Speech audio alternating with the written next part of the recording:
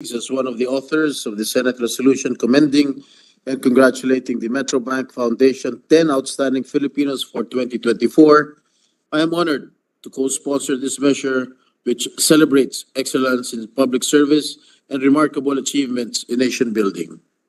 Their examples of selflessness, integrity, and professionalism become bright beacons of hope, especially when we hear news about authorities allowing fugitives to escape national border or local chief executives placing dirty politics above service to constituency.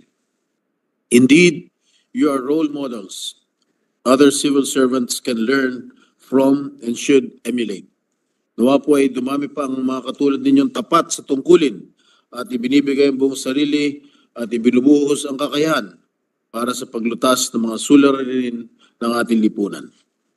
The nation is thankful for your invaluable contribution to your respective fields, the academe, the police, and military organizations, which certainly benefited countless citizens in your communities. Kina Teacher Ella, Sir Poy, Professor Eslava, at Professor Alampay, naway pagpatuloy ninyo ang pagiging mabuting huwaran, gabay, at ilaw sa mga kabataan.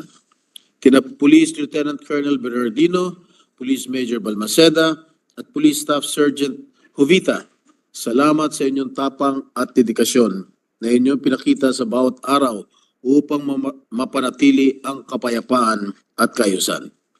Mahalap na pagbati naman para kina Captain Sambalilo, Major Villarosa, at Staff Sergeant Trayanon sa kanilang kagitingan at hindi matatawarang pagmamahal sa bayan.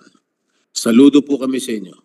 Kayo po ang dahilan kung bakit ang ating Armed Forces of the Philippines ay tumatanggap ng pinakamataas na trust and approval rating mula sa ating mga kababayan.